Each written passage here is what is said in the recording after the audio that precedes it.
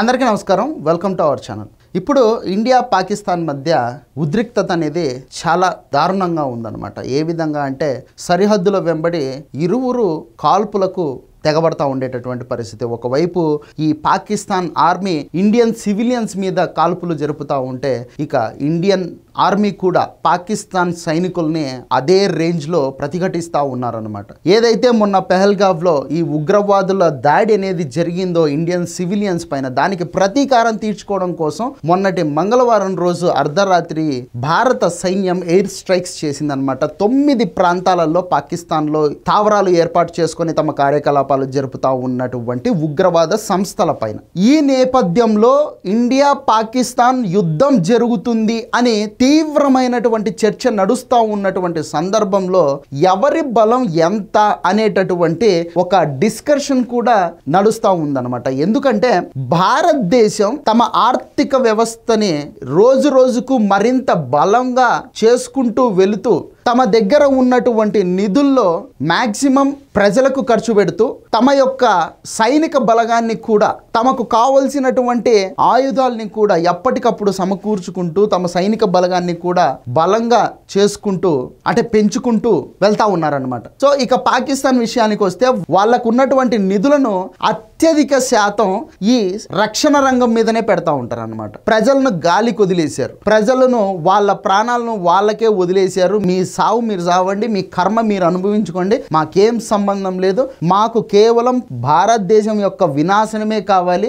భారతదేశాన్ని నాశనం చేయడమే మాకు కావాలి అని చెప్పేసి ప్రజలను గాలికి వదిలేసి వాళ్ళ దగ్గర ఉన్నటువంటి నిధులంతా వాళ్ళ సైన్యానికి ఖర్చు పెట్టడం మొదలు పెట్టారనమాట. అందువల్ల భారతదేశానికంటే పాకిస్తాన్ ఎక్కడో మూలన ఉంటదన్నమాట అభివృద్ధిలో. ఇక 24 గంటలు మా దగ్గర అణ్వాయుధాలు ఉన్నాయి, మేము ఒక అణ్వాయుధాన్ని వేసామంటే భారతదేశం కొల్లాప్స్ అయిపోతుందని చెప్పేసి మాట్లాడుతూ ఉంటారు ఈ పాకిస్తాన్ వాళ్ళు అనమాట. ఇటువైపు భారత సైన్యం కూడా మీరు అణ్వాయుధాలు వాడితే మేమేమన్నా కానీ దీపావళి టపాసులా వాడతాము, ఏం మా దగ్గర లేవనుకుంటానరా, ఏంది మీరు మాట్లాడుతాండేది, ప్రపంచం వినాశనం కాకూడదు అని చెప్పేసి మేము శాంతంగా ఉంటే మీరు పద్దాకులో వచ్చేసి ట్రిగ్గర్ చేస్తూ ఉన్నారు, ఇది మంచి పద్ధతి కాదు అని చెప్పేసి చెప్తా ఉన్నారు అన్నమాట. సో ఈ డిస్కషన్ అన్ని పక్కన పెడితే ఒకసారి పాకిస్తాన్ బలం ఎంత, ఇండియా బలం ఎంత ఇది ఒకసారి చూద్దాం. భారత్ పాకిస్తాన్ సైనిక బలగాలు రెండు దేశాల యొక్క రక్షణ బడ్జెట్ ఒకసారి చూసుకుంటే కనుక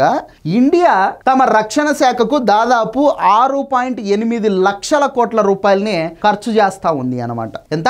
6,80,000 కోట్ల రూపాయలని తమ సైన్యానికి, తమ రక్షణ శాఖకు భారతదేశం ఖర్చు పెడతా ఉంటే పాకిస్తాన్ ఏమో 1,00,000 కోట్లు ఖర్చు పెడతా ఉంది, అది కూడా ఇండియన్ కరెన్సీలో. సో వాళ్ళ కరెన్సీ మనకంటే చాలా తక్కువ అనమాట.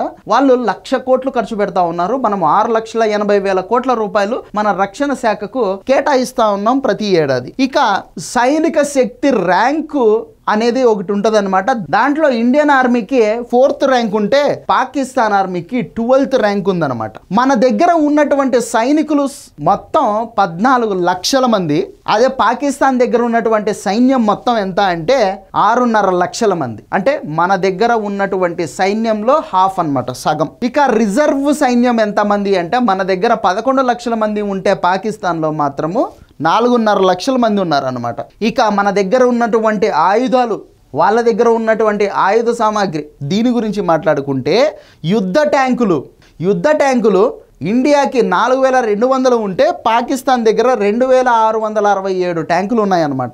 సాయుధ శకటాలు వచ్చేసి ఇండియాకి 1,48,000 ఉంటే పాకిస్తాన్ దగ్గర ఉండేది 17,000. ఇక మన దగ్గర ఉన్నటువంటి శతాగ్నిలు 100, వాళ్ళ దగ్గర ఉన్నటువంటి శతాగ్నిలు 662.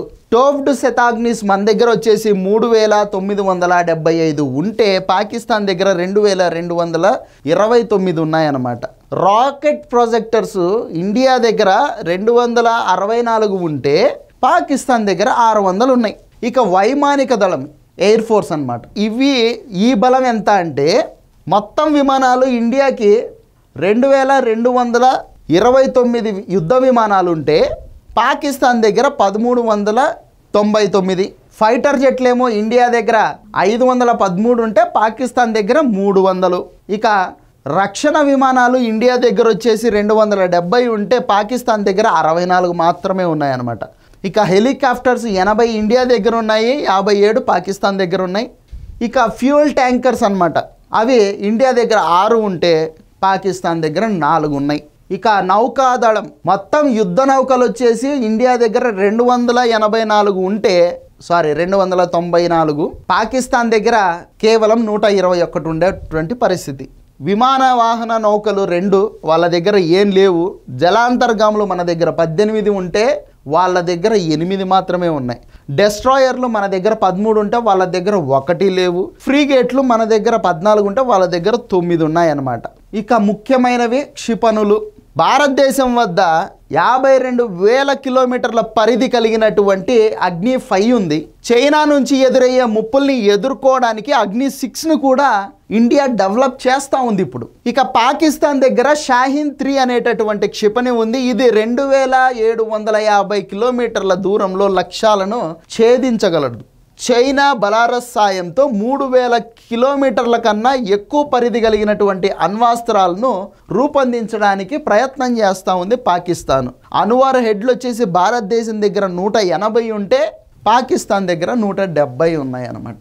సో ఏ విధంగా చూసుకున్నా కూడా ఈ పాకిస్తాన్ ఆర్మీ జబ్బలు కొట్టుకోవడం అంతా చూస్తే అది మేకపోతు గాంభీర్యమే తప్ప లోపలంతా ఏం లేదు, డొల్ల. ఈ ఆయుధ సామాగ్రి పెట్టుకుని ఇందులో ఇప్పుడు పాకిస్తాన్ వాళ్ళ దగ్గర తినేదానికి గోధుమ గింజలకి గతి లేదు. ఇందులో ఎన్ని పని చేస్తున్నాయో తెలియదు, ఎన్ని పోయినాయో తెలియదు. దాన్ని రిపేర్ చేసుకునేదానికి కూడా డబ్బులు లేదు వీళ్ళ బతుకీలకు. వీళ్ళు వచ్చేసి యుద్ధం చేస్తామని చెప్పేసి తొడలు జబ్బలు కొట్టుకుంటా ఉన్నారు. సో ఇది ఫ్రెండ్స్, ఈ వీడియో నచ్చితే లైక్ చేయండి, సబ్స్క్రైబ్ చేయండి, షేర్ చేయడం మాత్రం మర్చిపోద్దు. Thank you.